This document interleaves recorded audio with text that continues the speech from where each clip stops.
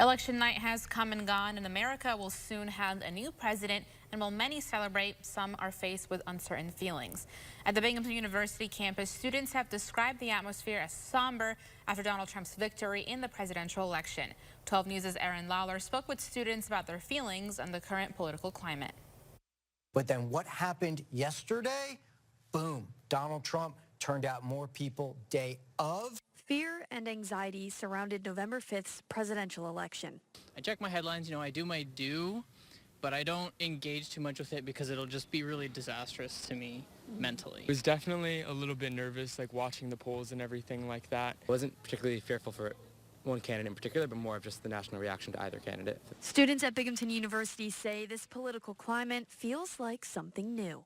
Reflecting the other day with my friends of how politics used to be when Mitt Romney and Obama ran, and it was nowhere nearly as bad. Although some say they knew what the outcome would be, I was pretty unsurprised. I kind of saw this coming a little bit. I'm feeling pretty good today with the results. Others say they had hoped for a first woman president. It wasn't necessarily the outcome I totally expected, but it happens, and it's the democratic process. People are definitely a lot more on edge because a lot of America can't accept a woman in such a high-profile position of power. In New York State, knowing that Proposition 1 passed, some say it relieved some of that tension. I'm very happy for the people that it affects positively.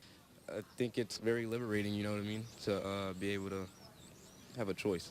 But a post on Facebook from Craig Dumond, the president of the New York State Police Sheriff's Association, says he believes this could be a huge setback for the criminal justice system.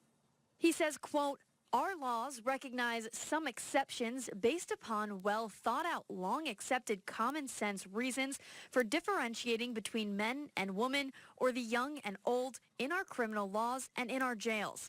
This poorly thought out, poorly worded constitutional amendment would throw out all of those common sense exceptions and throw our criminal justice system into chaos." Students say they are remaining optimistic about the future and hope to be able to have respectful political conversations with fellow classmates. Aaron Lawler, 12 News, Broome County.